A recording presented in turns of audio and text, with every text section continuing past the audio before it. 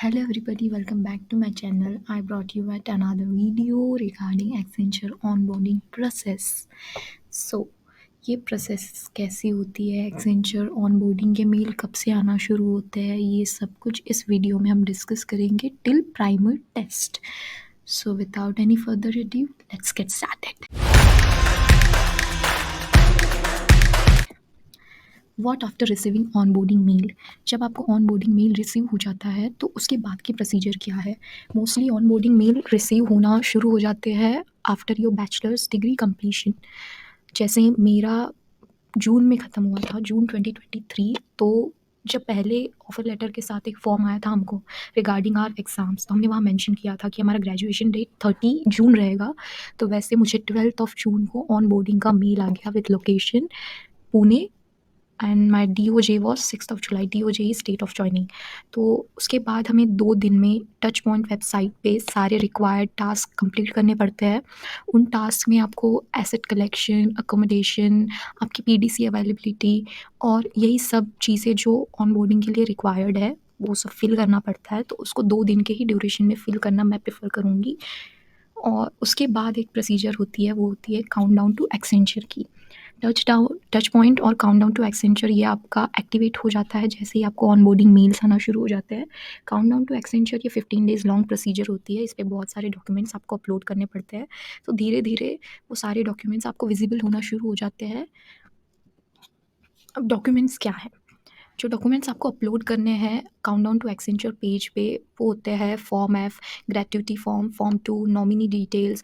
और स्पेशली जो women employees हैं उनके लिए होता है कंसेंट लेटर. मोस्टली क्या होता है, बी शिफ्ट में नाइट शिफ्ट्स आ जाती है तो लेट घर जाने के लिए आपको एक कंसेंट लेटर साइन करना पड़ता है. अगर आप उसको साइन करते हो तो ही आपको बी शिफ्ट में डाला जाता है. अगर नहीं करते हो तो आपको ए शिफ्ट जो है 8:30 से 5:30 उसी में डाला जाएगा.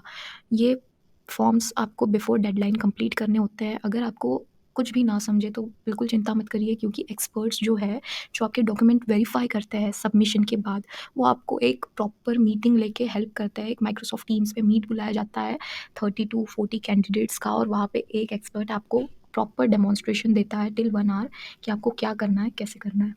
ये बारी एकोमोडेशन डिटेल्स की. मोस्टली जो लोग आउटसाइड ऑफ बेस लोकेशन है उनके मन में ये ख्याल आता है कि एक्सेंचर क्या अकोमोडेशन देगा तो कितने दिन के लिए देगा और हमें डिटेल्स कब सेंड करेगा. मैं भी पुणे के बाहर की हूँ, तो मुझे भी ये सवाल आ रहे थे कि कब अकोमोडेशन आएगा, क्योंकि मेरे यहाँ रिलेटिव्स भी नहीं है जिनके यहाँ मैं रह सकूँ.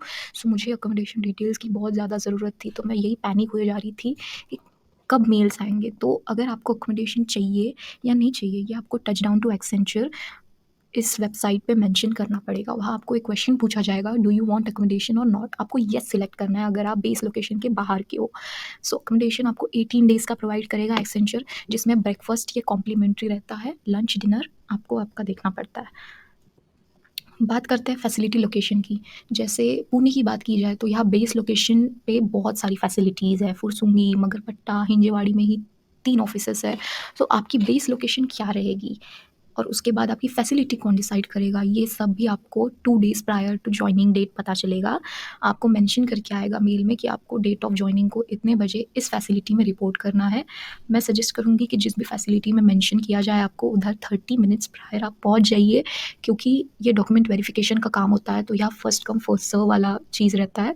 तो जैसे ही आप पहले जाएंगे आपका जल्दी हो जाएगा, आप उतने ही जल्दी फ्री हो जाएंगे. वो एक पूरा डेमोन्स्ट्रेशन देते हैं आपकी एक्सेंचर जर्नी का, कैसे प्रोग्राम्स होंगे आगे, एनजेक्स प्रोग्राम होने वाले हैं उसमें क्या होगा, फिर ट्रेनिंग कैसी होगी, फिर उसके बाद वाइवास कैसे होंगे, ये सारा आपको डे 1 पे बताया जाता है. और आपसे कुछ फॉर्म्स भी फिल करवाए जाते हैं, वही सारे फॉर्म्स जो आपने काउंटडाउन टू एक्सेंचर पे फिल किए रहते हैं.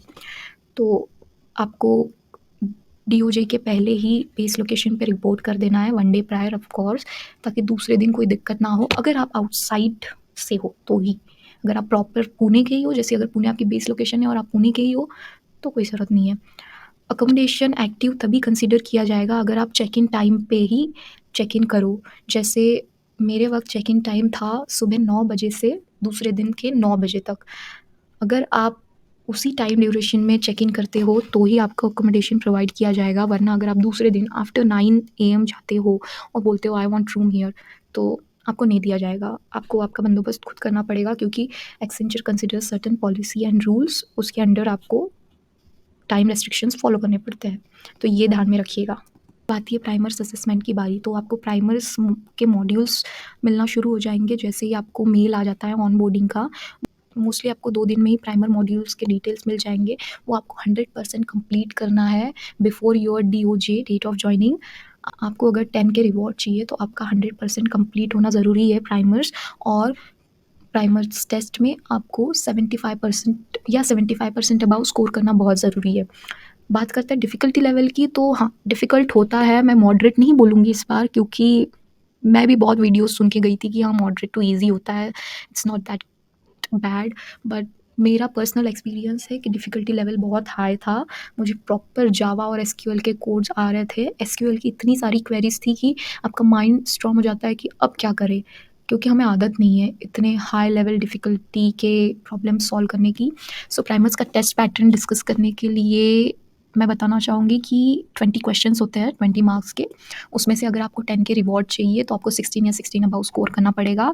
Minimum percentage required to clear primers is 60%। आप अगर 20 में से 12 मार्क्स भी लाते हो तो आपका एक एवरेज बनता शुरू हो जाता है। अगर आप 12 से बिलो लाते हो तो फिर आपको स्ट्रीम ट्रेनिंग में वो कवर करना पड़ेगा। जैसे कि किसी को 8 मार्क्स आए प्राइमर्स टेस्ट में, तो उसको उसकी स्ट्रीम ट्रेनिंग के MCQs में 12 अबव स्कोर करना पड़ेगा, तभी 60% एवरेज बनेगा। और अगर आपका 60% एवरेज ये सब मिला के नहीं बना तो आपको RT1 और RT2 देने पड़ेंगे, और वो बहुत ज़्यादा डिफिकल्ट होते हैं। उसमें क्राइटेरिया भी बहुत ज़्यादा बड़ा होता है, एवरेज भी ज़्यादा लगता है। तो आई सजेस्ट कि इसी में आप अच्छे से फोकस करिए और यही क्लियर करने की कोशिश करिए, क्योंकि उसके बाद में डिफ़िकल्टी बहुत बढ़ जाती है और आपके पास तब प्रोजेक्ट भी रह सकता है मे बी, तो स्ट्रेस भी बहुत बढ़ जाएगा, आप पढ़ोगे कब। बात करते हैं ट्रेनिंग की, तो ट्रेनिंग आपको 10 डेज़ ऑफ जॉइनिंग में आप मेल आ जाना शुरू हो जाएंगे। चॉइस बेस्ड ट्रेनिंग रहती है, आपको प्रेफरेंसेस दिए जाएंगे विद गूगल फॉर्म्स और एक्सेंचर फॉर्म्स, और आपको अपनी प्रेफरेंसेस डालने हैं। मोस्टली मैंने ऑब्जर्व किया है कि जावा की सीट्स बहुत जल्दी बुक हो जाते हैं, तो जैसे ही आपको प्रेफरेंस मेल आए तुरंत में बाकी सारे काम छोड़ के आपको वो प्रेफरेंसेस सेट करने हैं। सबसे ज़्यादा हाई डिमांड जावा की है एक्सेंचर में। मुझे कोई प्रेफरेंस मेल नहीं आया था क्योंकि मेरा बाइलिंगुअल है, और SAP अबैप जो फील्ड है, जो स्ट्रीम है, उसके लिए अदर लैंग्वेजेस का होना बहुत ज़रूरी है। तो जैसे मेरा फ्रेंच था तो मुझे SAP अबैप में डायरेक्टली डाल दिया गया, मुझे कोई मेल नहीं आया। और जो जर्मन, स्पेनिश, जापानीज़ वाले भी बच्चे थे मेरे साथ, उनको भी कोई मेल नहीं आया रिगार्डिंग स्ट्रीम ट्रेनिंग प्रेफरेंसेस। सो आपको ये डायरेक्टली भी अलॉट हो सकते हैं या आपको पूछा भी जा सकता है। तो जब भी पूछा जाए प्लीज़ सिलेक्ट जावा और anything with technical. So average score during trainings, जैसे कि मैंने पहले बताया, अगर आपको प्राइमर्स में बिलो 12 आ गया तो आपको यहाँ 12 अबाउ स्कोर करना ही पड़ेगा, वो कंपल्शन है अगर आपको RT1 और RT2 नहीं लगने देना है। फाइनल वाइवा होता है। स्टीम ट्रेनिंग्स 3 तरह से होती है, किसी की 1 मंथ रहती है, किसी की 2 मंथ्स, किसी की 6 मंथ्स। मेरी 6 मंथ्स है। सो मेरी ट्रेनिंग शुरू हुई अगस्त से और मेरा फाइनल वाइवा होगा दिसंबर में, पर मुझे पहले ही प्रोजेक्ट मिल गया है। तो किसी को नहीं मिला है तो उन्होंने बेंच POC से कांटेक्ट किया है, और बेंच POC ने उनको जहाँ भी एक सिटिंग दिया है किसी भी फैसिलिटी में, वो वहाँ के रिपोर्ट करते हैं रोज़। Project allocation mostly final viva के बाद होता है। फाइनल वाइवा बहुत टफ रहता है, मैंने सुना है, मैंने एक्सपीरियंस तो नहीं किया है अब तक। वो 40 to 45 मिनट्स तक का रहता है। आपको बहुत अच्छे से एक डीप नॉलेज होनी चाहिए आपकी स्ट्रीम के बारे में, क्योंकि वाइवा पे ही आपका सभी बेस्ड रहेगा। आपको कैसा प्रोजेक्ट मिलता है, प्रोजेक्ट में रोल क्या मिलता है। फाइनल वाइवा ये एकदम फाइनल चीज़ है आफ्टर स्ट्रीम ट्रेनिंग। तो स्ट्रीम ट्रेनिंग में आपने क्या सीखा, अगर आपकी 6 मंथ्स ट्रेनिंग थी तो 6 महीने में आपने क्या सीखा, वो निचोड़ निचोड़ के पूछा जाता है। सो फाइनल वाइवा के लिए बहुत अच्छे से प्रिपेयर करना ज़रूरी है। So that's all about this video. The whole onboarding process I have covered in this video. अगर इसके बाद भी आपके कोई queries हो, doubts हो, तो please write in the comment section. I'll be happy to answer your questions. Thank you so much.